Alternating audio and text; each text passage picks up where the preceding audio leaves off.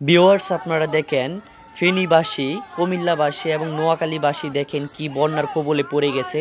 তো আপনারা দেখতেই পাচ্ছেন। তো মূলত ইন্ডিয়ার যে ত্রিপুরার মধ্যে বন্যা হচ্ছে, এই বন্যার পানি আমাদের এখানে ছেড়ে দিয়েছে। তো ছাড়ার কারণে মূলত দেখেন আমাদের ফেনীবাসী এবং ত্রিপুরাবাসী বন্যায় কবলিত হচ্ছে। তো এই বন্যার মধ্যে তারা অনেক সমস্যার মধ্যে আছে। আপনারা যে যেখানেই থাকেন না কেন তাদের পাশে এসে দাঁড়ান।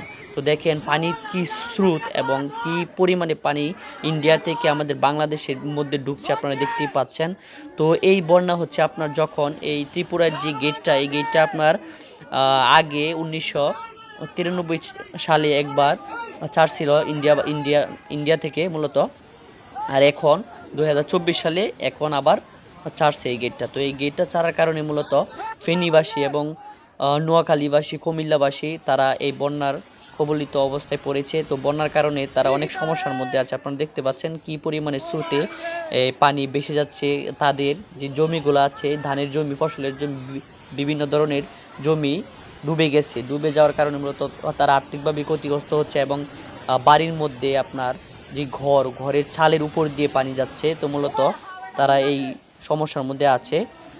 তো আপনারা যারা যে যেখানে আছেন না কেন তাদের পাশে এসে দাঁড়ান এবং বিভিন্ন ধরনের এই ট্রলার, ফিশবোট অথবা স্পিডবোট দিয়ে আপনারা তাদের পাশে গিয়ে তাদেরকে উদ্ধার করেন। তো দেখেন ত্রিপুরার যে পাহাড়গুলো আছে, আমাদের ইন্ডিয়ার কাছে বাংলাদেশের যে পাহাড়গুলো আছে, পাহাড়গুলো থেকে কীভাবে পানি আমাদের বাংলাদেশের ভিতরে আসছে আপনারা দেখতে পাচ্ছেন। খুব স্পিডে আমাদের বাংলাদেশের ভিতরে ঢুকছে এই পানিগুলা।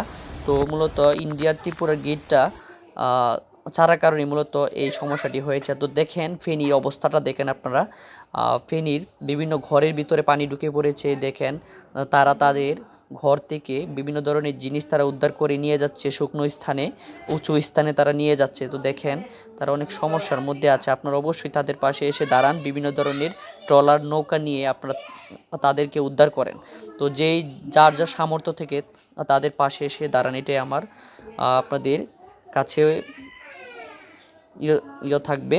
তো দেখেন পানি ভরে গেছে, বাড়ির উপর দিয়ে, ছালের উপর দিয়ে পানি যাচ্ছে। তো দেখেন মানুষ তাদের জিনিসপত্র উঠিয়ে উঁচু স্থানে নিয়ে যাচ্ছে, আপনারা দেখতে পাচ্ছেন। তো আজকে এই ভিডিওটি মূলত এটাই নিয়ে যে যেন আপনারা ফেনীবাসী, নোয়াখালীবাসী এবং কুমিল্লাবাসীর পাশে এসে দাঁড়ান। তো সবাইকে ধন্যবাদ।